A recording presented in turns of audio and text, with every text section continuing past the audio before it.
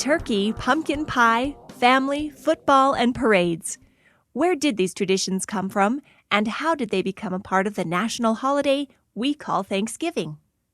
To understand the origins of this holiday, we must take a look back at the origins of our country itself, particularly at the Plymouth colony and its crucial first year.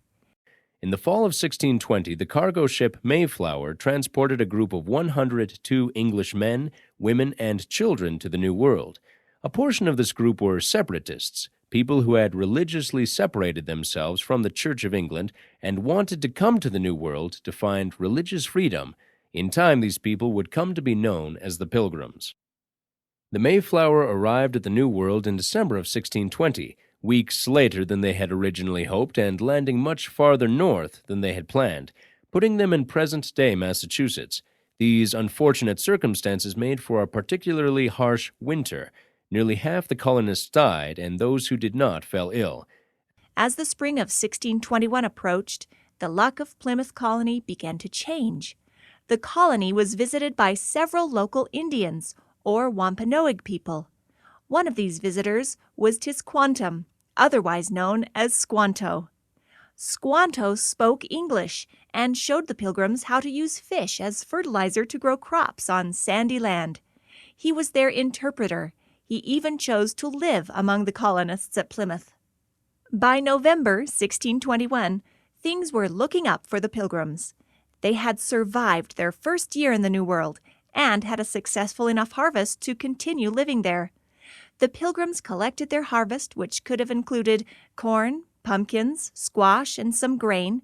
They caught fish and gathered together wild fowl or birds, such as ducks, geese, and even wild turkeys to feast on in celebration. The mighty king of the Wampanoag people, Massasoit, joined the Pilgrims with 90 of his men. He also donated 5 deer to this great feast, which lasted for 3 whole days.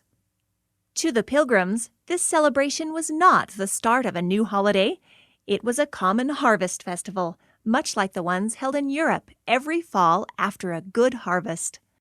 On December 18, 1777, Washington held a National Day of Thanksgiving to commemorate the defeat of the British Army at Saratoga. Through the remainder of the Revolutionary War, Washington proclaimed several national days of Thanksgiving to commemorate special days. By the end of the war, individual states, particularly in the North, had gotten used to having a yearly Thanksgiving Day, though there was no official national holiday and the date of the feast would vary from state to state. Thanksgiving, as we know it today, was made possible largely by the efforts of a 19th century writer named Sarah Josepha Hale.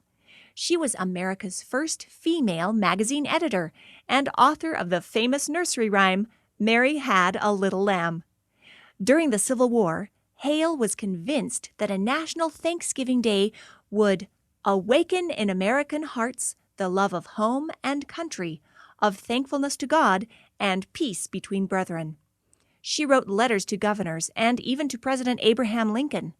A few days after receiving her letter, on October 3, 1863, President Lincoln issued a proclamation declaring the last Thursday of November to be Thanksgiving Day. Year after year, Americans continued to celebrate this day of feasting and thanks, even though Congress had not yet ratified it as an official holiday. Over the years, the date seemed to coincide with the beginning of the Christmas shopping season. In 1924, Macy's department store started their Thanksgiving Day Parade, which route heads down the streets of New York and ends at the store. Also in the 1920s, the Detroit Lions came up with the idea of a Thanksgiving Day football game in order to boost dwindling attendance. It was not until 1941 that Congress finally made Thanksgiving Day a legal holiday. When they did, they moved the holiday up 1 week so the official day of Thanksgiving would be the 4th Thursday in November.